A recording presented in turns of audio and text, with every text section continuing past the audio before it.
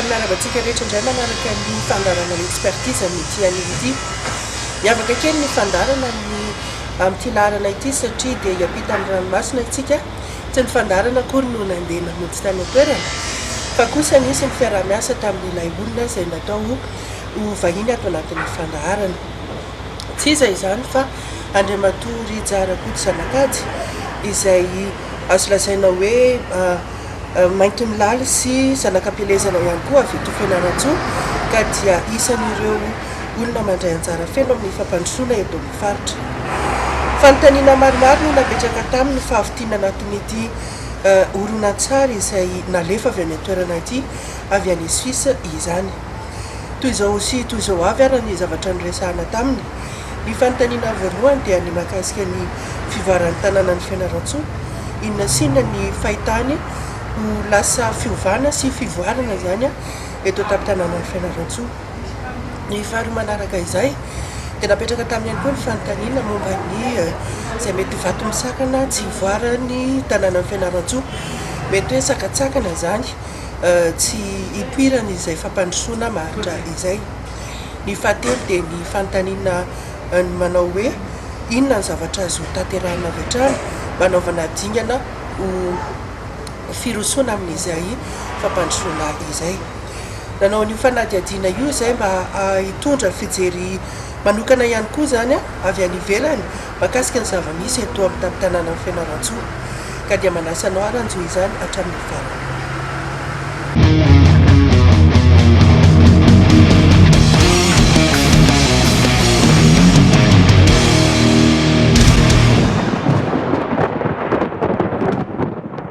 Misy sehatra anaky efatra zany no hita no lazaiko eto.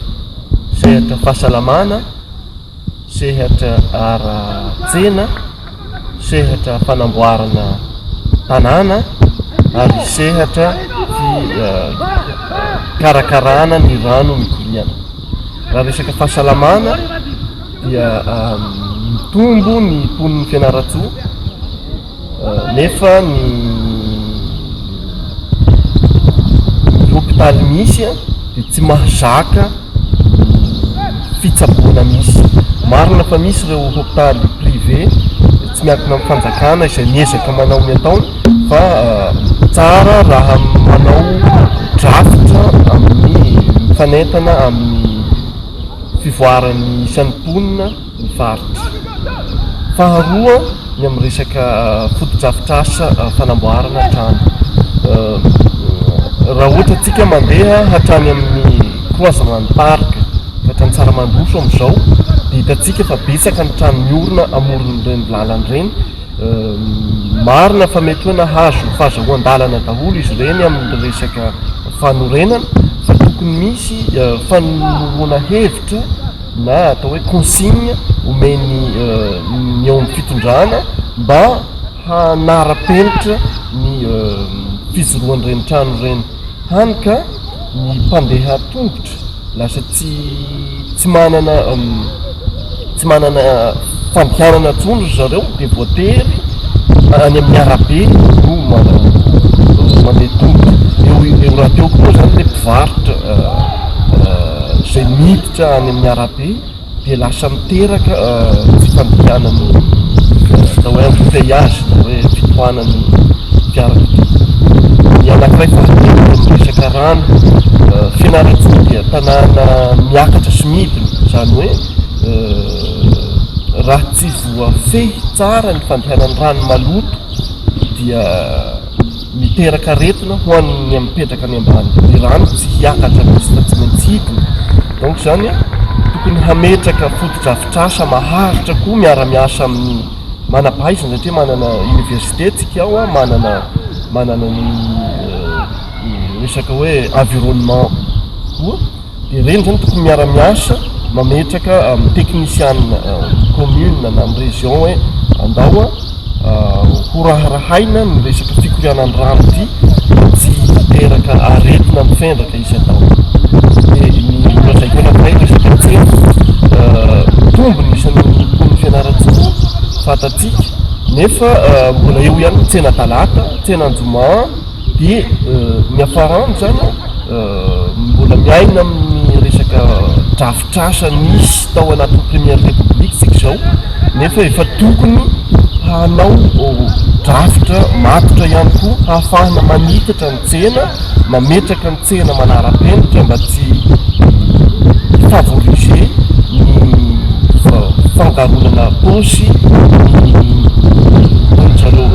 terme médical contamination croisée zany hoe aretina mifamindrafinitra sy ny fanasarahana ny entiny hena, entiny henakisoa, entiny henakoho, atony anana, atony rehetrarehetra zany hoe efa misy drafitra efa matotra tokony hoe manao an'izay grandissement zao zao.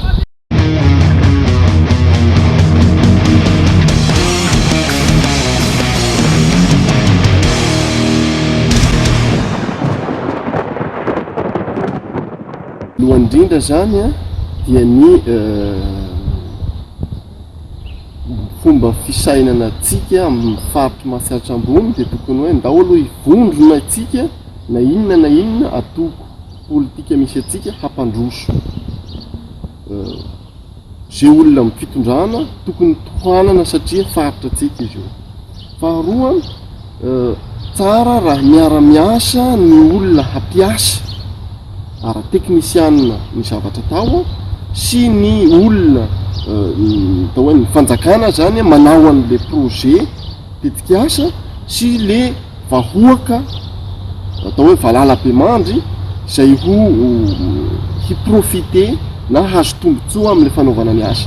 Io zany tokony misy ny atao hoe concertation alohan'ny anaovana asa satria raha tsisy zay concertation zay dia lasa vita le fotodrafitrasa hatramin'ny farany fa tsisy mampiasa. Dia anankiray fahatelo tiako tenenina dia hoe ny manam-pahaizana zany tokony miezaka manao influence na hoe manova zavatra fa tsy miaina fotsiny hoe ohatran'izao ny nanaovana ny tary dia atao ohatran'izao koa aty na atao ohatran'izao koa aty fa tsy mitovy ny atao hoe contexte social na ny contexte économique amin'ny toerana anankiray. Dia anatin'ny anisan'ny vato misakana koa dia le ataoko hoe fitiavana mifamingana zany hoe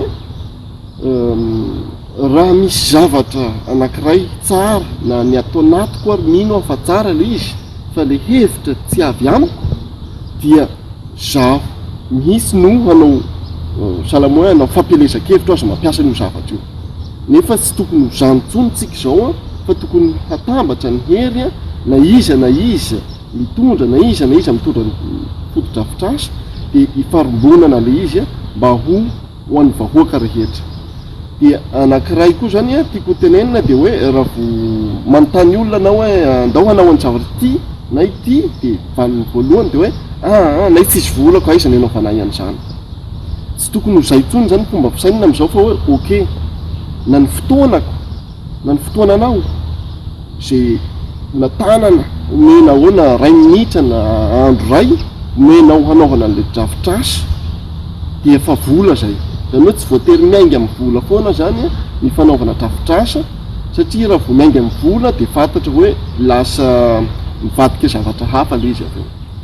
Dia anisan'ny hitako sakana koa zany anankiray dia hoe tsy mitsinjo lavitra ny akamaroan'ny olona hoe manao ny zavatra ity aho afaka 10 taona 20 taona iny ny fiatraika ny amin'ny vahoaka fa hoe ataoko ity dia amin'izay hitan'olona nanao an'ity aho dia miseho Facebook aho dia maka sary dia manao rapport dia vita ny anjarako. Nefa tokony hoe manao zavatra zany tsika hoe dans la durée fa tsy hoe manao zavatra juste ho hitan'ny olona fotsiny. Zay zany ny fanazavana avy.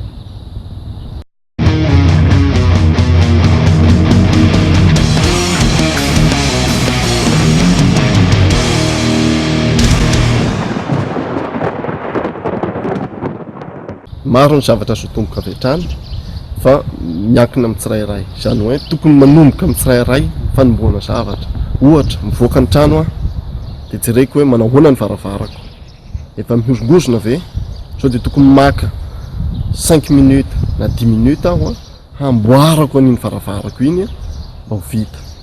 Faharoa aiza ny toerana ianarany zanako, inona ny zavatra tokony anampiako any amin'ny toerana ianarany zanako, inona ny fitezana tokony ataoko amin'ny manodidina, hoe zanaky ianina tokony mena lesona tia na hoe tenenina amin'ny ray aman-dreny hoe hitako tariny zanaky ny anina zany hoe averina zany ilay atao hoe zotoavina malagasy. Dia anankiray fahatelo zavatra azo atao dia hoe ohatra teny ao amin'ny resaka vahoaka ny resako aloha hoe tokony manana ny atao hoe fomba fisaina malagasy ny tsirairay, zany hoe raha le olona zany no misy zavatra tsy rariny hitany dia manatona ny tompony andraikitra amin'izany milaza ny zavatra hoe zao ny zavatra hitako tokony mba ahisy ty zavatra ty. Dia raha ohatra resaka drafitrasany atao dia zao misokatra betsaka ny fiarah-miasa azo atao misokatra maharitra tokony hampandrosoana amin'ny fianara-tsoa, fa iny moa zany miankina amin'ny ataontsika volonté-na ny finiavany tsirairay hoe hidinika an'ilay izy, fa betsaka ny zavatra azo atao na amin'ny resaka hôpitaly, na amin'ny resaka université, na amin'ny resaka tsena, na amin'ny resaka lalana, na amin'ny resaka surtout resaka délestage, resaka herinaratra. Io zany tena fa voafehitsika ataontsika hoe 150% fa tsy 100% tsony. Donc misy vahaolana any dia azo omena zay vahaolana zay dia mampianatra fotsiny tsika. Dia ireo ny hevitry ny poniny fianarantsoa teto toerana tamin'izany fotoana izany fa nandeha ny laravinahitra any amin'ny toeran-kafa ihany koa, kanefa dia mivezivezy eto an-toerana ihany satria dia mandray anjara feno anatin'ny fampandrosoana amin'ny alalan'ny fametrahana ny CODEV izay hita ery amin'ny ENI Tambobe Tanambao izany azafady. Dia toy izay ihany koa ny fandaharantsika tamin'ity anio ity, manome fotoana amin'ny manaraka indray velomatoa.